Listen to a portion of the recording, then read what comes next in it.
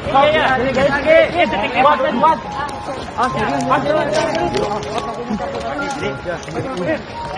jangan dikerumunin Pak. Kasihan Pak, kasihan. Yang muda. Yang muda.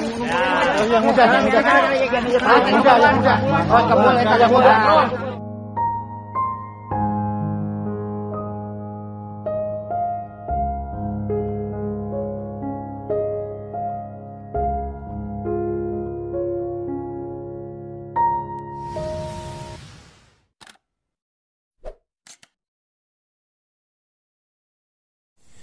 Halo sayangku. Kalau gini ini pasti ada maunya. Ya enggak ketemu lama gitu loh. Ya udah ulangi. Halo ya. sayangku. Halo sayangku. Hai. Yuk gak gitu juga lah. Gimana? Capek enggak? Enggak loh. Malah kamu yang capek, kamu pulang pergi nyetir kok. Ya enggak kan, jenengan di rumah kan juga bikin angin-angin yang buat itu toh dojo toh. Enggak. Aku itu justru capek menantimu. Wejian. Piye Jal? Yang bikin konten yuk. Ini ada berita yang lagi viral. Oh, iya ya. Gibran. Ya, heeh. Sapa dulu, sedulur DTC. Matiin dulu rokoknya. Ya ini mau tak buang. Nanti kamu nyapu loh. Iya. Oke yuk, 1, 2, 3. Salam Lestari. Halo lar, kembali lagi di Diah Tomblok Channel. Masih bersama saya Diah dan Mas Bojo, Mas Alex Pujiwinarto. Mas lah kok gini-gini kenapa? Aku gini. Enak aman aja enggak. Mas, jenengan ngikuti beritanya Gibran? Ya nggak terlalu intens. Ya setiap berita pendakian itu kan sepintas gitu saya baca. Jadi ketika ada berita pendaki hilang di Gunung Guntur, ya mendoakan intinya gitu. Jadi didoakan supaya bisa ketemu kan begitu. Nah kemarin tuh kayaknya sudah ketemu tuh. Jadi kan cerita yang tak baca Mas, itu ada anak kelas 1 SMP, umurnya ya belasan tahun lah gitu, naik Gunung Guntur bersama beberapa temennya. Terus temennya itu mendaki ke puncak, dia nggak ikut, dia tinggal di tenda. Nah dia sempat pengen buang air gitu kan. Nah begitu buang air itu dia tersesat gitu. Tapi Mas, ada sumber berita yang lain itu mengatakan ketika Gibran itu ditinggal teman-temannya untuk ke puncak, dia kan di tenda tuh. Nah ada yang manggil namanya Gibran gitu. Nah dia ikuti suara itu, tapi sampai di jurang kan gitu. Nah katanya dia itu melihat ada 3 wanita sama 2 pria, pakaiannya serba putih-putih semua. Terus dia juga sempat ditawari makan, tapi dia nggak mau. Terus dia diajak ke rumahnya itu, dia nggak mau juga karena takut, nggak kenal sama kan jurang toh itu, dia nggak mau, nggak berani gitu. Terus yang anehnya selama dia tersesat itu dia nggak dengar suara orang-orang yang mencari dia. Terus di situ tuh dia nggak pernah ketemu malam, jadi terang aja gitu. Nah itu kalau menurut jenengan itu sisi mistisnya itu Mas. Jenengan kan udah pernah masuk ke alam itu toh, alam jin atau apa ya, desa gaib lah gitu. Ya, tapi aku kan nggak paham yang kamu tanyakan sisi mistisnya di mana. Kalau soal tersesatnya dia sampai ke jurang, kalau kita pakai istilah psikologis itu kan namanya disorientasi. Disorientasi itu orang sudah tidak bisa mengenali ini sebenarnya jalan setapak atau jalan binatang atau jalan air, terus ini ke arah puncak atau ke arah bawah, ini ke selatan atau ke utara, itu namanya disorientasi. Nah kalau disorientasi ini diteruskan artinya tidak ada upaya untuk kembali ke jalan yang sebenarnya, maka jadinya tersesat gitu loh. Jadi kalau hanya sebatas sampai jurang itu bisa dijelaskan sebagai sebuah disorientasi ya. Tapi kan di situ dikatakan bahwa dia sadar bahwa itu jurang, berarti belum betul-betul tersesat. Gitu. Jadi artinya dia masih sadar. Nah, kalau soal dia melihat ABCD tadi ada katanya ada sosok yang berbaju putih kemudian menawari makan. Kalau pada saat itu dia kena hipotermia, misalnya karena dingin, kemudian mungkin juga karena lapar, atau secara psikologis dia frustrasi karena merasa tersesat, ya itu bisa saja halusinasi. Gitu loh. Jadi kalau mau tanya sisi mistisnya itu sisi mistis yang mana, yang apa gitu loh. Gitu. Gini Mas, dia kan mendengar ada yang manggil namanya, ya kan? Nah, itu kalau menurut jenengan mistis atau bisa dijelaskan secara logis? Ini aku nggak bisa menjawab logisnya ya, karena saya nggak pernah. Jadi bahkan ketika saya sering mendaki sendirian gitu, biasanya yang paling menyiksa itu perasaan terasing, perasaan sendiri, dan itu sangat menekan. Tapi dalam kondisi seperti itu belum pernah aku mendengar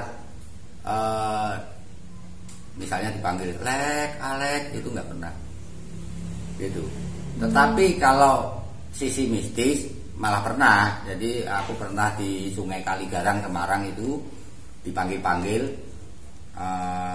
sama perempuannya itu berada di tengah sungai, tapi saya melihat sungai itu sebagai bukan sungai, kayak jalan gitu ya, kayak ini jalan biasa, bukan jalan, jadi kayak tanah biasa.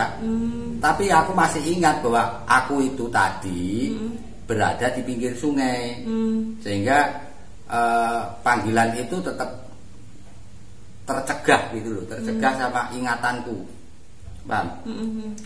Jadi kalau mistis ini ada kemungkinan, kalau logis aku nggak bisa menjelaskan. Tapi kalau aku nggak bisa menjelaskan, itu kemungkinan orang lain kan bisa menjelaskan yang lebih ahli dalam hal psikologi, gitu ya.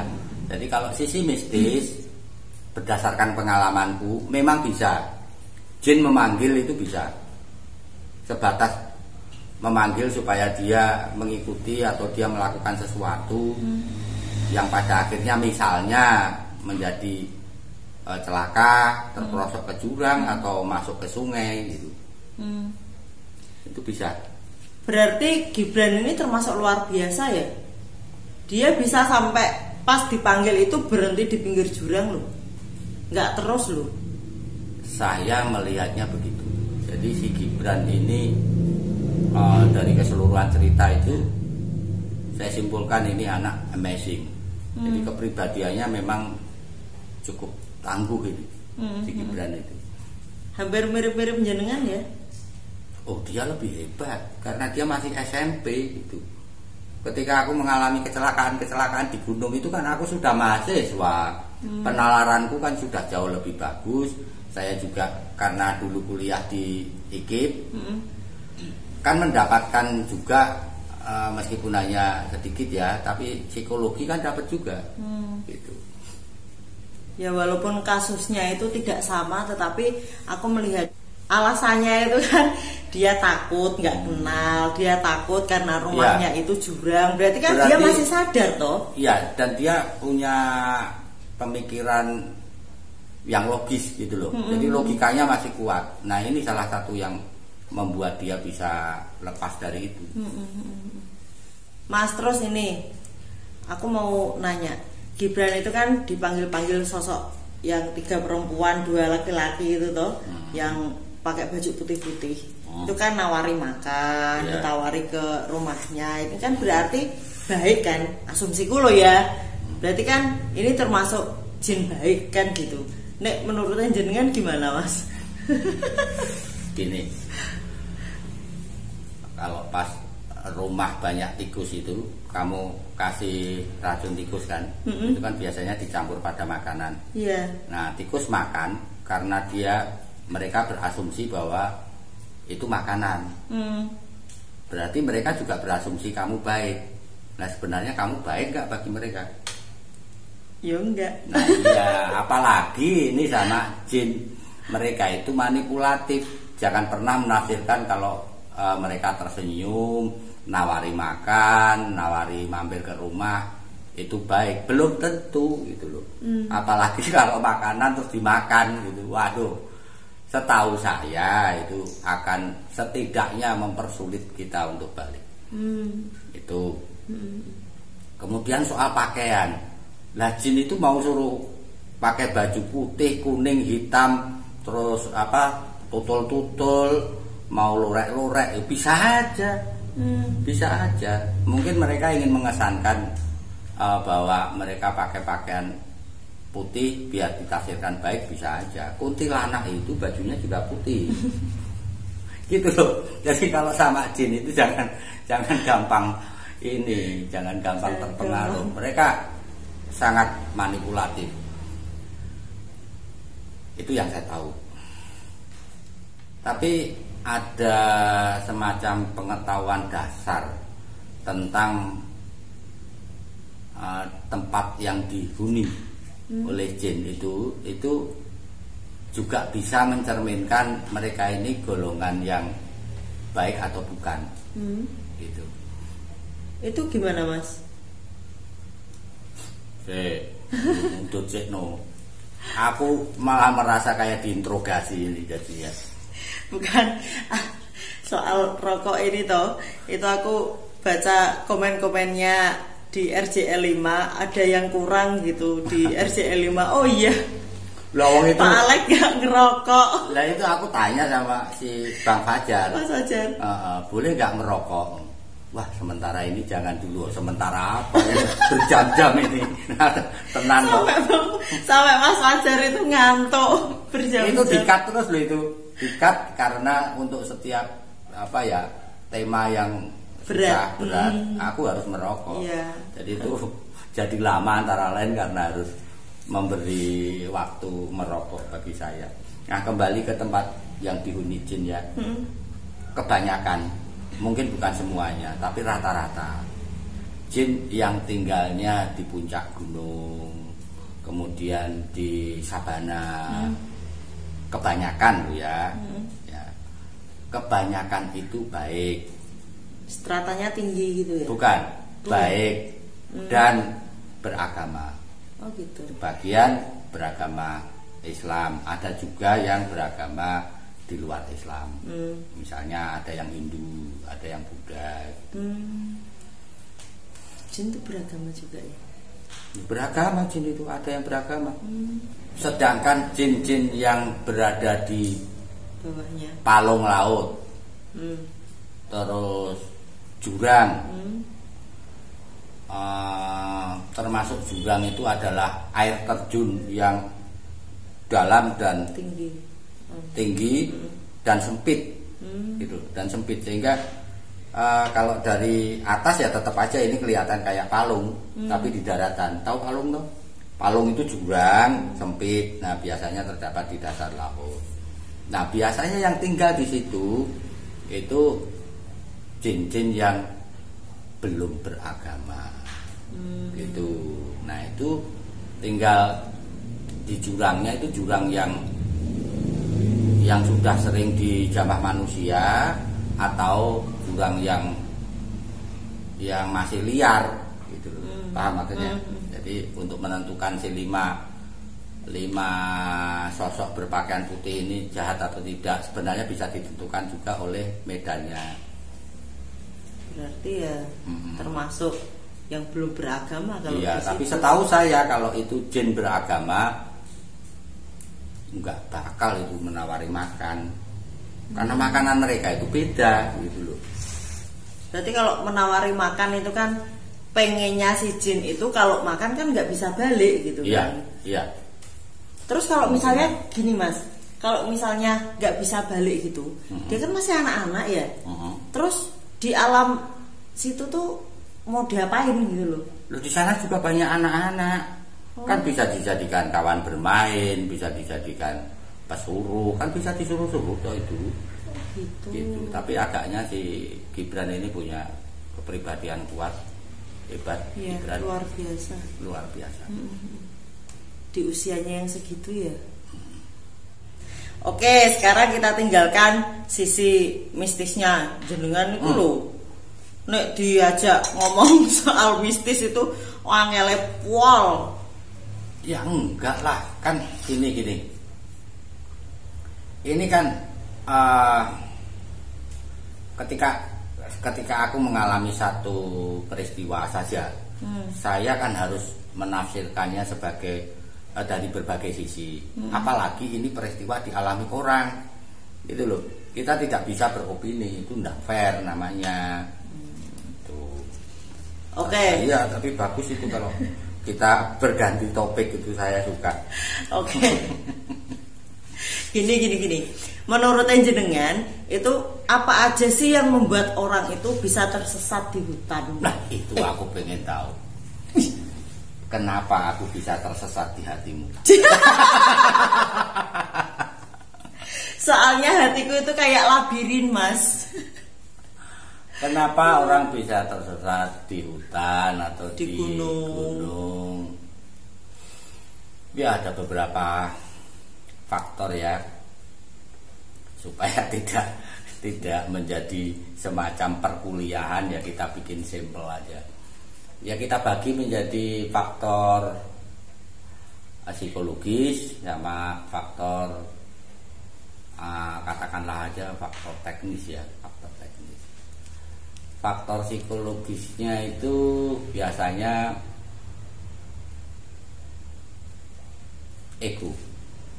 Nomor satu yang bisa menjadikan ketersesatan itu ego. Ego itu termasuk di dalamnya merasa tahu, merasa bisa mengalahkan alam, kayak yang aku alami dulu ya waktu di Gunung Slamet itu.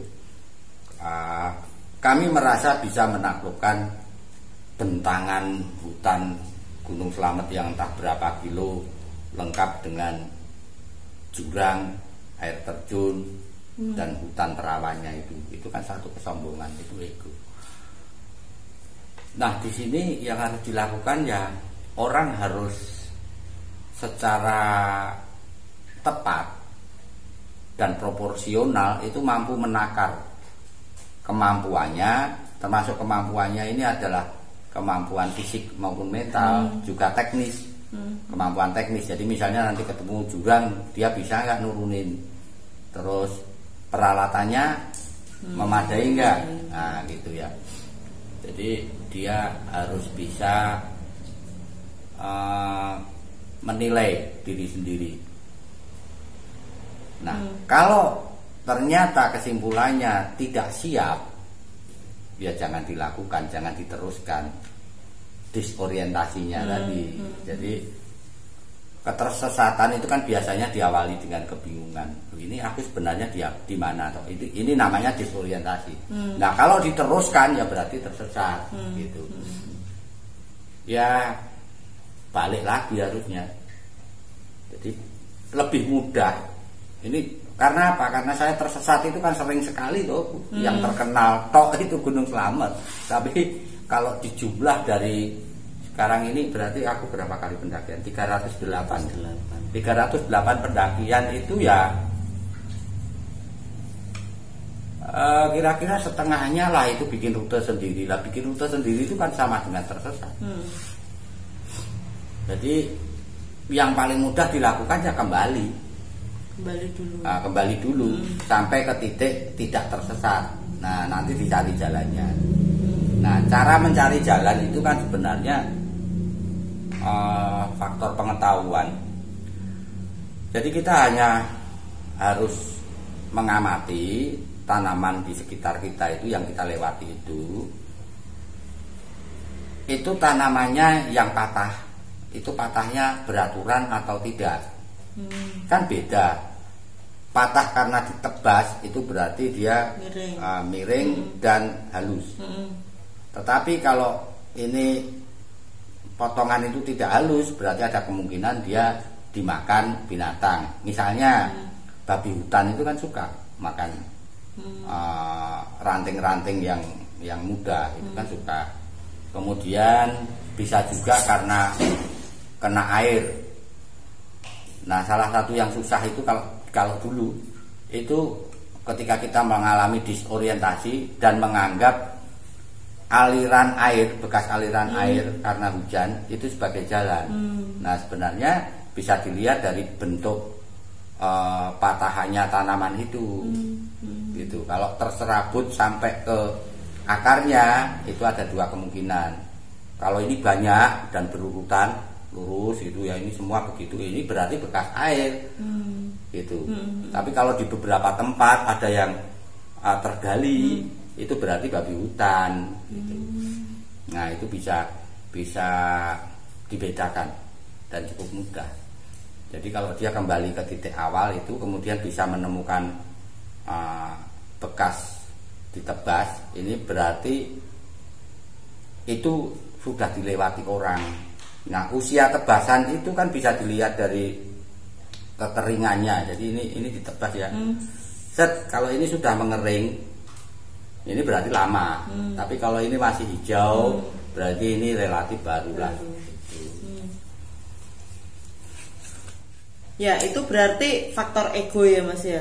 Ada lagi nggak Mas yang disebabkan karena ego selain itu tadi? Ada.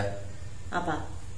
Hobi atau ambisi atau apapun itu ya namanya, untuk mengambil jalan pintas. Banyak tuh itu di gunung. Jadi jalannya sebenarnya ke sini. Nah, kita lihat puncak. Oh, ini kalau ke sana pasti dia akan ke sini. Kemudian melihat ada jalan. Nah, udah diambil aja. Nah, ini kacau. Tapi jenengan seringnya kayak gitu? Nah, kan aku hafal. Aku pernah toh Mas ngikutin jenengan di depan toh. Nah, kan harusnya kan melingkar lah. Aku ngikutin jenengan kayak nebas gitu loh.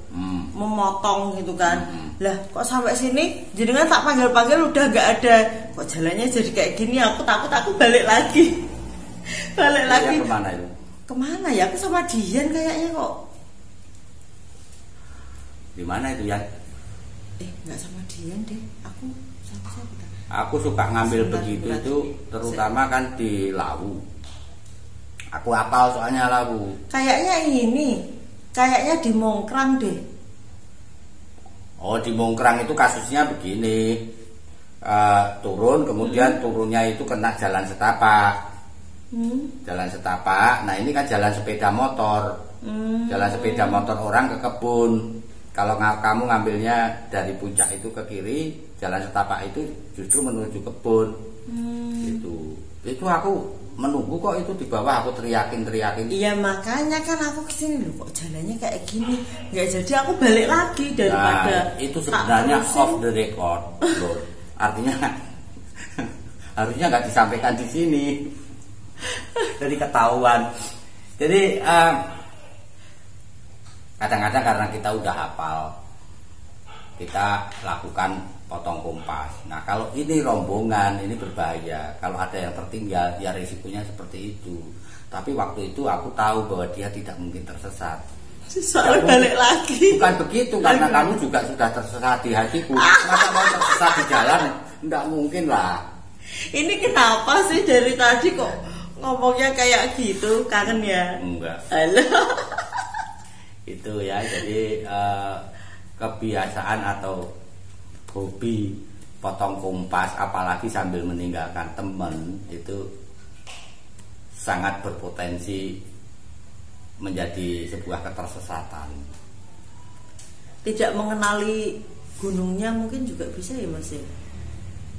Ya itu tadi, kalau potong kompas dan belum pernah mendaki, wah ya susah. Kalau sudah puluhan kali sampai hafal konturnya itu begini, nanti kalau kesini ketemunya ini dan sebagainya, ya meskipun tidak dianjurkan tapi risikonya memang lebih kecil. Dan ini nggak usah dicontoh, dan saya sering melakukannya. Karena apa? Karena ya itu separuh pendakian itu isinya sudah ketersesatan semua karena bikin rute sendiri.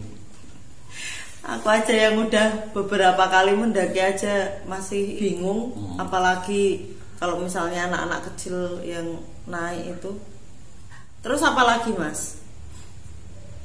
Yang faktor psikologis itu ini galau. Galau. Ya, galau itu bisa menyesatkan. Oh iya. Ya, jadi misalnya gini, dalam keadaan putus cinta katakanlah begitu, lalu supaya bisa move on gitu istilahnya anak-anak sekarang kan. Move on. Nah, itu dia mendaki, tapi kan galau. Nah, dalam kegalauan ini maka akan menjadi susah dibedakan. Kalau ini gunung, terutama kalau ini gunung pertama yang dia daki, jadi pendakian pertama ke sebuah gunung, kan dia belum kenal medannya. Yeah. Maka akan susah untuk mengenali ini sebenarnya rute pencari kayu atau rute pendakian. Dan ini ditunjang dengan minimnya rambu-rambu. Coba kamu bisa sebutkan mana gunung yang ada rambu-rambunya, puncak ke sana itu di semua tikungannya ada? Jarang sih ya. Jarang.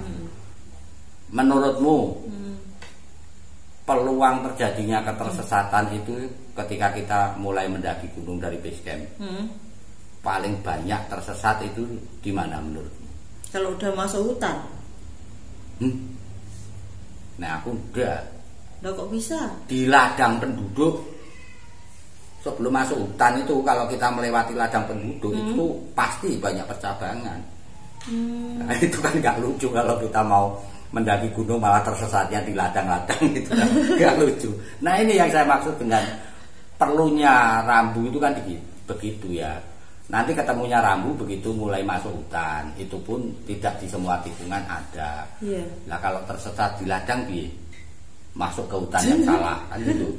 Hutan yang salah itu artinya di situ seolah-olah ada rute, tapi sebenarnya itu rute para petani untuk mencari kayu. Kan berabe itu. Iya. Gitu. Terus apa lagi, Mas? Faktor psikologisnya itu? Ya saya kira itu yang utama ya, egoisme dan kegalauan itu.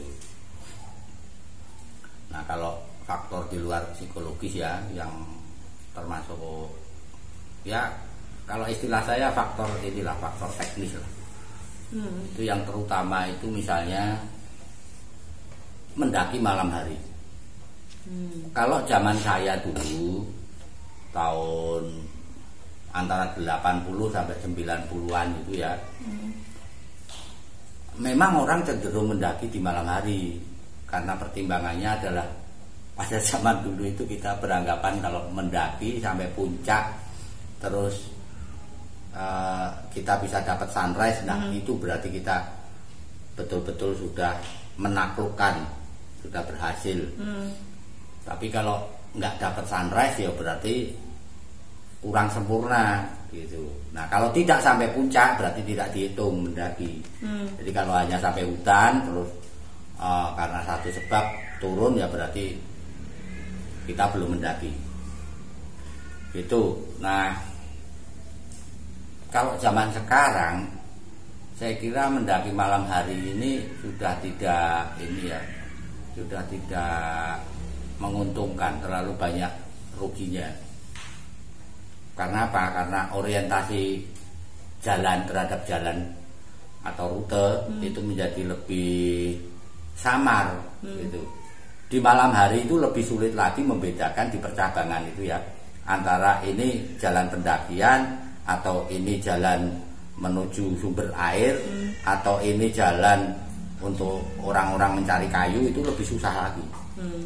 Itu. Kemudian ini juga kabut. Kabut itu juga bisa menyesatkan. Maaf ya Lor, kalau dengar suara si kecil nangis, jadi cucu agak rewel. Iya, agak batuk, ya, batuk pilek, jadinya agak rewel. Ada lagi nggak Mas faktor teknisnya? Medan itu juga bisa menentukan. Jadi kalau medan itu tidak berisi vegetasi, kalau di di hutan atau di sabana begitu kan, karena masih ada tanaman, jalan yang sering dilewati kan berarti halus. Nah, berarti jalan setapak itu kan jelas. Nah, tapi kalau itu medannya batu atau pasir, nah menjelang puncak itu kan beberapa gunung begitu toh. Nah, ini bisa tersesat. Kalau ditambah kabut, apalagi 3 kali lipat dengan malam, jadi sudah medannya berpasir atau berbatu, dilakukan malam hari, berkabut lagi, ya susah, gitu. Bisa tersesat. Peluang tersesatnya sangat besar itu. Apalagi kalau turun gunung. Kalau naik itu kan pokoknya kita ikuti yang paling naik itu pasti puncak. Tapi kalau turun, kamu ikuti yang paling turun, bisa saja itu ke tenggara, bisa ke barat laut atau ke timur laut itu. Nek menurut jenengan Mas, tadi kan jenengan bilang hampir separuh dari pendakian itu kan sudah mengalami ketersesatan. Lah cara praktis untuk mengurangi ketersesatan itu bagaimana? Nah, itu yang harusnya dilakukan pada saat ini. Pada zaman saya dulu ini tidak mungkin dilakukan. GPS. Itu kan ada tuh sekarang GPS kecil itu. Nah, alangkah baiknya apabila Basecamp itu menyediakan itu, atau kalau tidak bisa karena Basecamp itu nanti jadi bebannya berat atau simaksi menjadi mahal, ya pendaki yang menyediakan GPS itu untuk dirinya sendiri gitu. Nah, itu ya itu gampang, akan sangat memudahkan untuk pencarian gitu. Itu paling praktis itu. Tapi GPS itu juga sering menyesatkan loh Mas. Nggak tahu kalau kita naiknya mobil itu bilangnya belok ke kiri, padahal itu jalan sempit kayak gitu, nggak bisa dilewati mobil. Ini GPS yang sama dengan yang kalau HP hilang, itu bisa dilacak di mana. GPS yang juga dipasang di mobil, jadi mobil sampai mana kita bisa ini. Ya meskipun mungkin tidak tepat, tapi pencarian nanti itu tidak menjadi harus menyisir di area yang luas. Kita bisa lebih fokus. Ya. I know.